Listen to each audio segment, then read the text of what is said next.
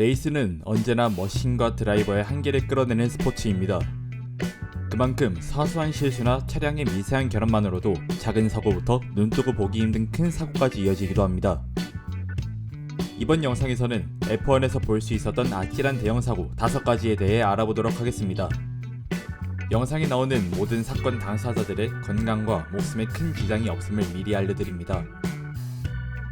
첫 번째는 함께 달리던 드라이버 모두가 목숨을 걱정했고, 러셀은 본인의 레이스를 포기하면서까지 상황을 직접 살피러 갔던 큰 사고였지만 사고 당사자가 기적적으로 빠져나와 시청하는 모든 이에게 안도감을 주었던 사고였습니다. 때는 2022년 영국의 실버스톤에서 열린 그랑프리에 당시에 알파로메오 소속으로 참여한 저우관유입니다. 다른 경기들을 보더라도 특히나 오프닝 랩에 사고가 발생할 확률이 더욱 높은데 이날 역시도 오프닝 랩에 발생한 사고였습니다. 사건의 전말은 적당한 스타트를 했던 저우와 빨랐던 가슬리, 그리고 늦은 스타트의 러셀 세 사람이 출발 신호와 동시에 3와이드 상황이 벌어짐으로써 상황이 발생합니다. 간격이 벌어져 있던 두 사람의 사이로 빠져나가려고 했던 가슬리였고, 점점 간격이 좁혀지기 시작해 앞으로 나가기는 불가능했다고 판단하면서 속력을 줄였지만 생각한 것보다 더 빠르게 좁혀진 간격에 러셀의 리어 타이어와 가슬리의 프론트 타이어의 접촉이 발생했습니다. 그리고는 균형을 잃은 러셀의 차량이 그대로 저우의 차량 측면을 들이받았고, 크게 휘청인 차량은 뒤집어져 그 상태로 한참을 미끄러지다가 배리어에 충돌함으로써 겨우 멈출 수 있었습니다. F1에서 사용되는 차량의 모양새를 생각하면 드라이버의 목이 꺾일 수 있는 아찔한 순간이었습니다. 이 사고로 인해 차량의 공기가 흐르는 루프홀이 거의 다 갈려나갔고, 배리어에 끼이면서 상황이 종료됐기 때문에 안전요원이 확인하기 전까지는 생사의 여부를 파악하기 힘들었습니다. 하지만 2018년도에 도입된 헤일로라는 장치 덕분에 아주 멀쩡한 상태로 빠져나올 수 있었고, 관계자들과 대화하는 장면을 방송으로 볼 수 있게 됐기 때문에 동료 드라이버들을 포함해 모든 사람들이 안도를 취할 수 있었던 위험한 사고였습니다. 두 번째 사건 역시 저우의 사고와 비슷한 결의 사고라고 할 수 있습니다. 이번 사고는 2001년 독일 그랑프리에서 벌어졌고, 사고를 당한 당사자는 루치아노 브루티라는 브라질 선수입니다. 레이스가 시작됨과 동시에 오른쪽으로 꺾어 들어가는 서킷 구조상 왼쪽에 가깝게 붙는 것이 최적의 레이싱 라인이었기 때문에 많은 드라이버들이 초반 사고를 피하기 위해 안정적인 라인을 선택했고, 하위권에서 출발했던 브루티는 출발 과정에서 한 손이라도 더 끌어올리기 위해 선수들의 사이로 파고드는 것을 선택했습니다. 하지만 이때 슈마허가 기어박스 문제로 인해 제대로 스타트를 못했는데, 브루티는 이를 인지하지 못하고 그대로 들이받으면서 공중으로 치솟아 버렸습니다. 그리고는 한 선수의 머리 위를 덮치고 떨어져 나간 타이어는 다른 선수 차량에 그대로 떨어지는 등의 대형 사고로 이어졌지만 다행히도 인명사고는 나지 않았고, 결국 이 경기는 22명의 선수 중에 무려 절반 이상에 달하는 12명이 리타이어하면서 말 그대로 난장판 속에서 경기를 마무리 지을 수 있었습니다. 세 번째 사고는 까딱 잘못된 순간 레전드 드라이버 한 명을 잃을 수 있었던 사고입니다. 채 10년도 되지 않은 2016년 호주 그랑프리에서 발생한 이 사고는 맥라렌 시절의 페르난도 알론소와 하스의 에스테반 구티에르즈 사이에서 벌어졌습니다.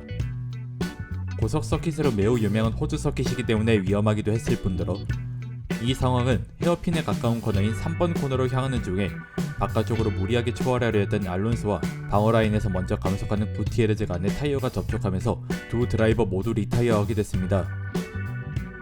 특히나 알론소의 경우에는 옆으로 미끄러지는데 트랙과 자갈의 경계선에 부서진 서스펜션이 걸리면서 배럴 롤을 하는 모습이 담겼고, 자칫 또 다른 문제가 이 상황에 관여했더라면 아무리 알론소라 할지라도 목숨을 보장할 수는 없었을 거라 말할 수 있을 것 같습니다. 하지만 알론소와 구티에르즈 두 사람 모두 차에서 안전하게 빠져나왔고, 심지어 큰 사고를 당한 알론소는 팬들에게 손까지 흔들면서 제 발로 세이프티카로 걸어가는 모습을 보여주며 많은 이들을 안심시켰습니다. 네 번째는 모든 관중이 예상하지 못한 순간에 발생한 너무나도 큰 사고였습니다. 바로 2007년 캐나다 그랑프리에서 나온 BMW 자워버 소속의 로버트 쿠비차에게 발생한 사고입니다. 제이 빌러브 서킷도 앞서 나온 호주 서킷처럼 각 차량의 최고 속도를 이용해야 하는 탑스피드형 서킷이기 때문에 족하면 300km가 나오는 곳 중에 하나였습니다. 그런 곳에서 사고가 난다면 큰 사고로 이어지는 것이 당연한 처사인데, 쿠비차는 트롤리의 차량을 실수로 들이받으면서 차량 제어권을 잃어버렸고, 두 번에 걸쳐 튀어오른 뒤 곧장 베리어에 부딪히면서 차량이 반파됐습니다. 심지어 한 바퀴 구르면서 반대편에 있는 베리어에까지 부딪히는데 이때의 차량 상태는 말 그대로 가관이었습니다.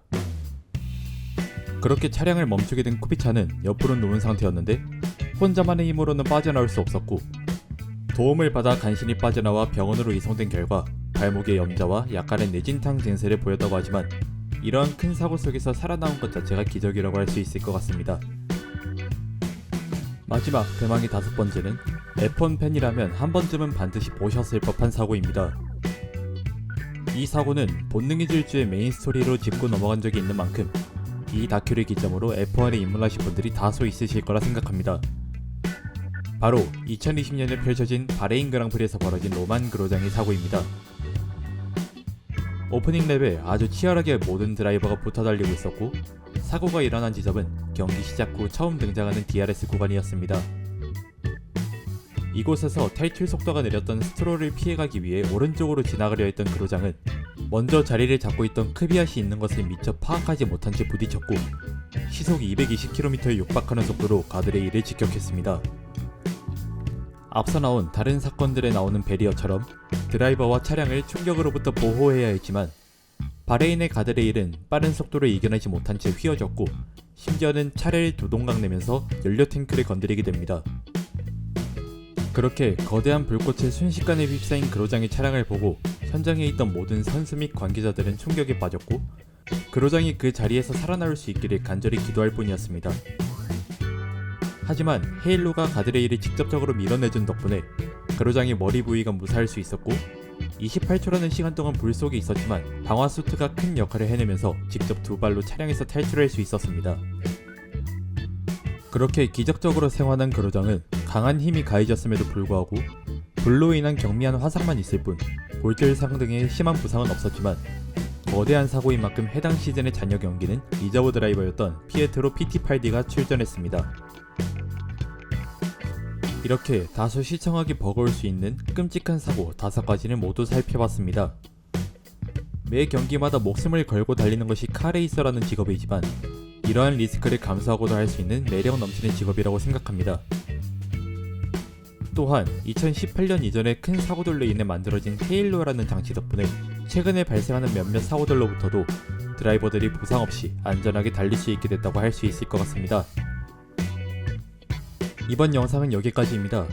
여러분이 기억하고 있는 끔찍한 사고는 어떤 게 있는지 댓글로 남겨주세요. 재밌게 보셨다면 구독과 좋아요 한 번씩 눌러주시면 감사하겠습니다. 시청해주셔서 감사합니다.